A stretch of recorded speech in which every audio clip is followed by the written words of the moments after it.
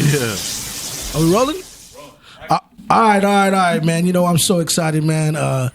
Yo, man, I got Lyfe Jennings in the building right now, man. How you feeling, Lyfe? I'm good, man. All is well. What's going on with you, Bubba? Man, just chilling, man. You know, got a lot to cover, a lot I want to talk to you about. You know, First things first, man. I got to say this. The one thing I love about Lyfe Jennings is that everything about you screams authenticity. You know what I'm saying? Like in the music industry, you have a lot of guys that come in the game and you got fingerprints all over them from labels, PR people, and it's just like they're manufactured in a sense. But with you, it's always been you. You know what I mean? Well, thank you, man. Thank you. And we push hard for that, even with the label. Like, I can't even tell you the stuff that the label wanted to do. And I'm like, this is working right here, man, you know? Did they ever want to like change your name or something or what? They did actually want to change my name from the beginning. I was like, nah, this is what it is. Y'all want me, y'all got to take the name too, man. You hear that with your music, like everything is about real life situations, so it's only fitting that your name is Lyfe Jennings. You know what I'm saying? Yeah, and I understand from a business aspect, you definitely want to take stuff to the next level, and sometimes you got to clean and polish stuff up. But like for me, I just don't got no desire to clean and polish it up. It is what it is. I know what I'm talking about, and I know how to say it, you know? My favorite song by you is The River, right? On the Phoenix album. And you said, like, I was born in a hurry because my mom had to be back to work at 8:30. Like, you know, like that shit is... You know, like those are rapper lyrics. You know what I'm saying? You don't usually get that from like R&B right cats, bro. Like that shit is super impactful to me. And the cat to get it, even though it sound weird, but he know mom's just super busy. She's just super so busy. She right back to work. Ain't no pregnancy layoff or nothing. Like she gotta get right back to work, man. You know? Like just the way that you put all your music together, man, is just like I said, man. Like, and those lyrics still live on today, bro. Like. 8 times out of 10, I hear that song, I'm gonna cry. Like, I just have to tell you personally, like the impact that your lyrics has had, especially on me. And I was like 15, he was 16 a young at that pup. time. He was a young pup. And so it's still relevant today. Like, how does that feel? Like for your music to still be so relevant? You know that you put out 2004, 2005. Like, I mean, it's the greatest get back.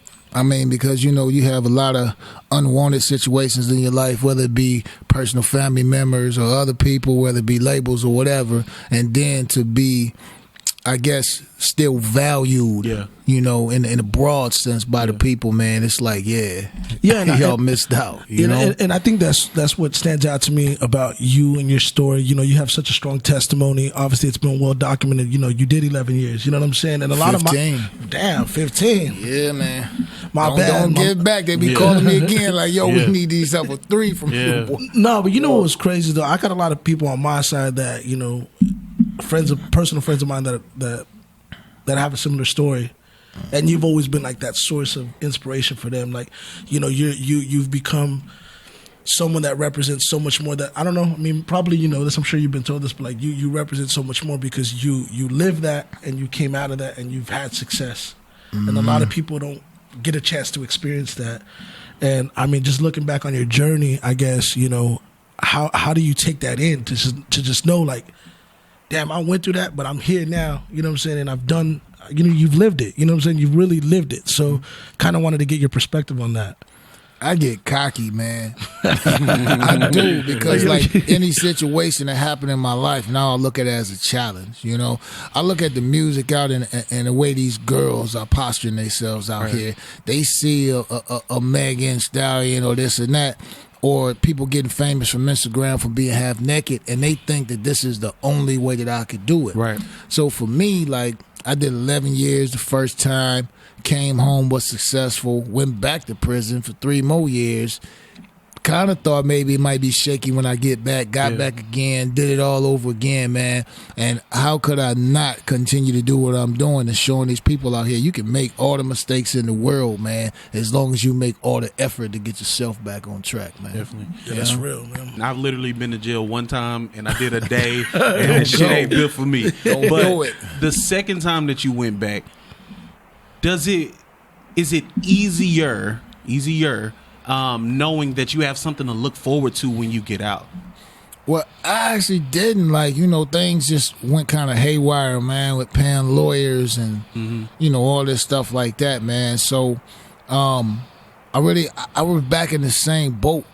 But I know for a fact, I got to stay out of jail. Yeah. Because I'm way too comfortable. Like, you wouldn't imagine after doing 11 years, coming home, having some success, and then that moment you step your foot right back in prison, it's like you never left. Yeah. I'm comfortable. I know exactly what to do. I know who to chop it with. I know who to muscle. I know, like, you know what I'm saying? Yeah.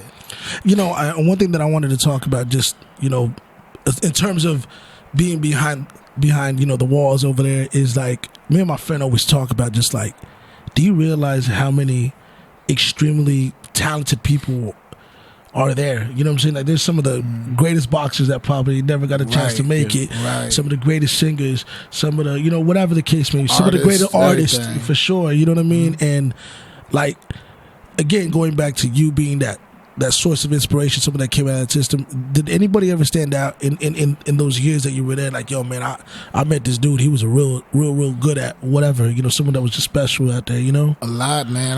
I met boxers. There was this dude named Hammer. Hammer was gonna be there forever, but he knocking everything out in the joint.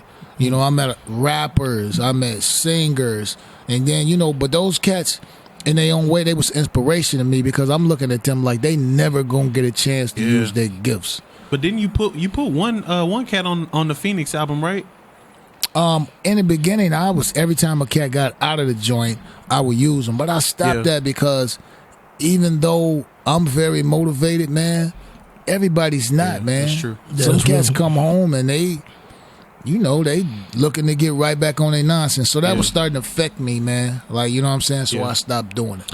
Gotcha. Yo, so let's talk about this new album, man. 777. You dropped it a few months ago, man. This is all you, independent, right? You know what I'm saying? Last album? Well, the last full-length album. Yeah. I'm still going to do music, but, actually what I'm doing, I'm doing this thing to where I'm going to start teaming up with artists every year. They're going to do 2 songs, I'm going to do 2 songs, and then we do 2 songs together, and I call it the 6-pack. Yeah. So Volume 1 will be coming next year, Volume 2 with a different artist, and so on and so on. Is that more of a conservative effort to kind of adapt to like this new playlist era? You know what I'm saying? Like, Yes, it is. Because full-length albums, like, it used to be cool back in the day when the cat is going to buy the whole album. But now with iTunes, they're going to hear something they like and buy one song. Yeah. But I think with a 6-pack, I think it's more, people are going to listen to 6 songs as opposed to 13. You know what's crazy to me is that I had a conversation probably about like 2.5 years ago. It was with Royce the 5'9's manager, Keno, man, and we're really good friends, you know what I'm saying? So, he shared a story to me. He was like letting me know, he's like, man, if in the modern day, you know what I'm saying, like, it's not like what it used to be. It's the playlist era. He was just talking about how he would advise artists coming in, or even artists that exist, to release albums in increments. So like if you have like a 12-track CD, release it 3 tracks at a time, to stretch the life of the project and to also stretch the attention span, because everything's just so fast now. You know what I mean? Right. So, whenever I heard of you were talking about doing the 6-pack, that's kind of what came to mind. It's just like, is this kind of the format moving forward, I think it is for me, because if you notice, like, one Trey, you'll release an album, and there's a couple of songs that's going to stand out on the album and stuff like that. But you find that if you release, even after I release the album, if I release a video to a particular song, like, that song will go crazy streaming, stuff like that. So it's important to release stuff slow and also give people content at the same time, so you're going to get your sales, but you're going to get your streams too. So does that affect how you plan a tour? You know what I'm saying? Because obviously with the 7/7 album, you're able to come and backdoor that with the 7/7 tour. So like with the 6-pack, is that, like, how does that affect touring, or how do you plan to attack touring moving forward? I don't think it affect people that have a whole catalog. Like with me, I got a dumb amount of songs people already know. So what I try to do is when I make that increment, then I add that song to my list. You see what I'm saying? Yeah. And then the next year when I do another one, whatever song was the most popular, I add that song to my list that I perform to. So yeah. I want to take you back 2004. My first introduction to you, I bought John Legend Get Lifted album, right? Y'all was both on Sony. Right. It came with a DVD. and it had the Stick Up Kid video. But man, I used to play that video so much to where my mom was like, yo, who is that? Like, who is that? And I was like, I don't know. Like, I literally just found this video. Like, they gave me this DVD when I bought the album. And, man, I remember she came home one day. She had Fantasia album, that first Free Yourself album, and your album. And, man, we played that album out, man. Like, how does it feel to have like that solidified classic under your belt? Like, in my opinion, you got 3. Them first 3 albums, you can't tell me nothing about them. But like, how does it feel for you, like, to have those still be, you know, that like that solidified classic under your belt? I mean, you know, I mean, I could always say it's a good feeling, first of all, definitely. Yeah. But I think also, man, it leads credence to your struggle. Because a lot of times people struggle in silence, and even when they have some success, nobody really understands what they had to go through to get that success. And even few, even if they do understand, really respect it like that, you know? Yeah. So having an album or a song that everybody received well means that I told a story about that situation in a great way. So, yeah. You wasn't getting that from R&B cats like Stick Up Kid, you know what I'm saying? Like, so I can imagine how the label didn't, you know, like, you know, did you have any issues with, you know, with choosing, you know, that song? Or one thing I will say about Sony is Sony let me do what I wanted to do, and they actually encouraged it. The only problems that I had up at Sony was just like my timing. Yeah. You know, and I'm not saying that's good or bad. It just was what it was. Like, you figure at that time it was me and John Legend pretty much keeping the lights on at Sony. But John Legend was signing good music with Kanye. So, you know, when you're talking about Grammys and you're talking about different shows, Kanye was making sure that he got all of the great looks. And even though my record was selling just as much as John Legend's was, he got all the looks because he had a Kanye, you know what I'm saying, in his corner. So, no, I hear you, man. And I think, you know, transitioning to current day, you know, like, I know you mentioned, you know, going independent with this new album. And just from the time that you spent on a major, like, what do you apply to what you're doing now on the independent front? Because I know we were talking off the record here a little while ago about, you know, you wanting to take control more of every aspect of what you're doing. Because in my opinion, a lot of people scream being independent, but then it stops somewhere. Like, they're still depending on somebody to either book them for a show or produce these records for them or, you know, help them with whatever. And from what I'm getting from you is like you're taking all of that. You're putting your fingerprints on all of it. Yeah, man. You know, one thing I think, you know, that I heard said, I forget who said it, is that you should never work a job for the money. Like, you should work that job for the experience, because it's what you love to do, and knowing that you're going to go out and do it on your own. So with the label, I mean, it's kind of hard to say that I definitely use their diagram, because it's a whole different world now. You know, they used to do posting flyers around everywhere back in that day, you know, even down to paying a crazy amount for videos or paying a crazy amount for radio, whatever, man. So, you know, I have a different scheme. But as far as like the owning my own stuff, man, you know, things happen to me that just kind of put it in my face. Like when I went back to prison and I came home, I didn't have a cat that was booking shows no more. So I slowly, cats just emailing me. And before you know it, we booking all our own tours and everything from just my Rolodex, which was the greatest thing ever. You know, just go back to what you always say. Like, you just got to accept your struggle and know that God is placing something better in front of you. Because now I don't depend on nobody. Be like, I book all my own stuff pretty much. So how many dates are you doing per year right now? Like in 2019, how many dates did you clock in? I think we're going to get upwards of like 70 dates, something like that. I'm doing the math in my head, man. 52 weeks, 70 dates. You know, I mean, but then I did all my stuff myself, like I did my radio, you know, and that leads to, you know, what I'm doing now. Like, I'm shooting, in January, I'm shooting my life story. I'm shooting like a 13-part series. You know, we start shooting in January, man. Just all of this, man, from the touring down to the label, down to my own personal content, man. I just want to do it all myself now. And you mentioned branching off and starting your own songwriting series as well, right? Well, we doing actually a songwriters camp, and I think we doing it in May. January, February, March, April, May. Yeah, we got, you know, like a 10-acre farm. We're going to bring cats out and not only, you know, teach them about how standardly you write songs, but we also teach them the business, because there's so much stuff about publishing that a cat just has no idea about, and you become a victim the less you know.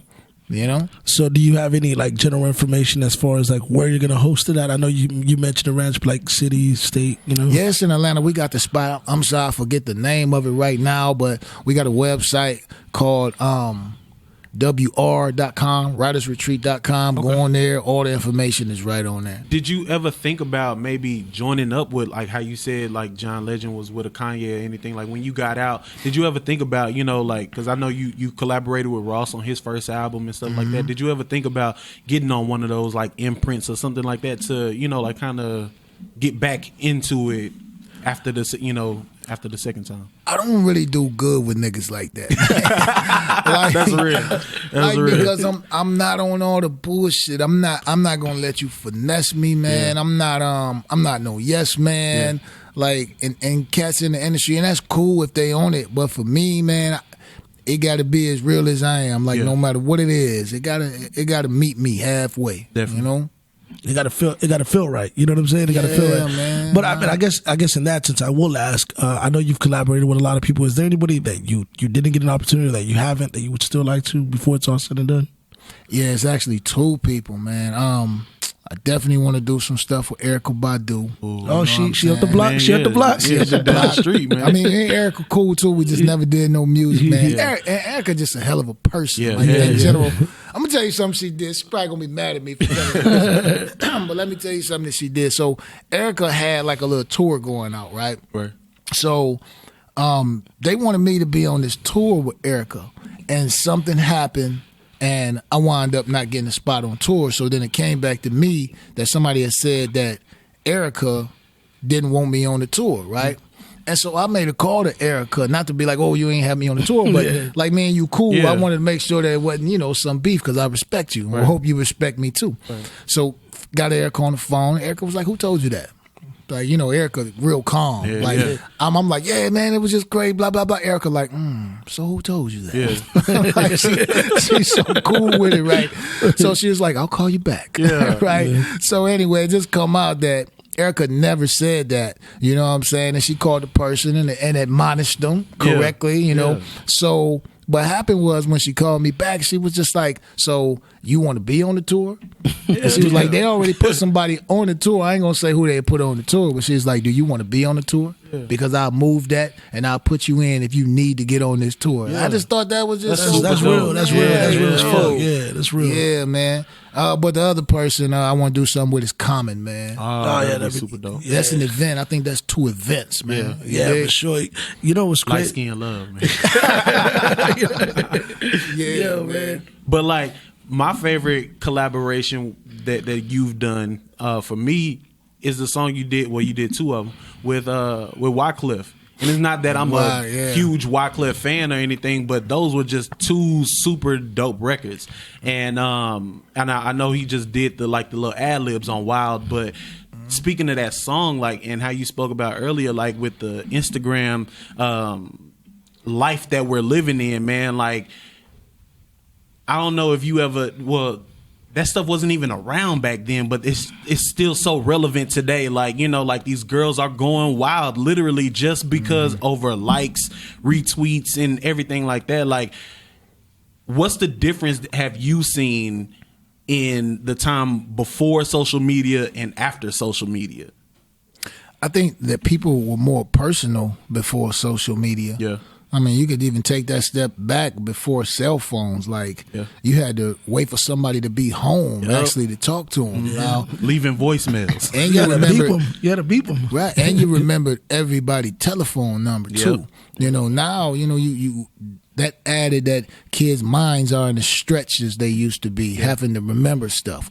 I mean, but as far as like the Instagram stuff and all of that, on one hand, it puts you in a greater basket of people that you could get in touch with. Everybody is a touch away, but at the same time, it impersonalizes you. Yeah. Like, it's so easy to get in somebody DM or so, you know what I'm saying? Yeah, and I think that definitely segues into something that I've been wanting to ask, as far as, like, you know, we talked about your testimony, we talked about your story, we talked about, in my opinion, why people became invested into you as a person, therefore you as an artist. does that even exist anymore? You know what I'm saying? Because I don't feel like with this new crop of talent that's come in over the last 5 years, you're getting as much of an investment in them, in really, and which is why you're seeing such a turnover. Like these guys just coming in and out in terms of the new artists that are coming in. But I think it's a state of mind that happens. Because imagine if you got 10 cars and you start driving, people giving you a new car every day. Pretty soon you get desensitized to having a new car. Somebody could give you a new car to where at first you was like, oh my God, like you're so happy maybe the first 4 times, the 5th time. You're like, okay. And by the time you get to the 20th car, you're just like, oh cool, another Used one, to it. that's All dope. right, what's the next You know what I'm one? saying? Yeah. And so things become less special that should be special to you. Like seeing a woman body. Like, you know what I'm saying? That shit should be special, man. Yeah. But you can see that shit, you get desensitized. Yeah. They ain't even rocking up no more because he's like, I seen that. Literally, like, man, you just scroll through. Oh, that was a little ass right It's there. like, You know what I'm saying? You don't even pause no more. It's like being in the strip club forever. Right. Like you You making know? it. But I mean, with that being said, has there been anybody in the last 5-10 years that's come along that's gotten your attention that you're like, yo, man, I rock with dude That I thought he was really dope. musically? I think all the young cats are dope. Like when you listen to them lyrically, like they so creative. Yeah. I mean, the only problem that I have is that they just be talking about the same thing. You know what I'm saying? So in the last couple of years, somebody really caught my attention, like lyrical wise. I guess the rap cat that's on Jay-Z label. I forget his name right now. Which one? The dreaded homie don't wear. Oh, Cole. J. Cole. Yeah, J. Dope.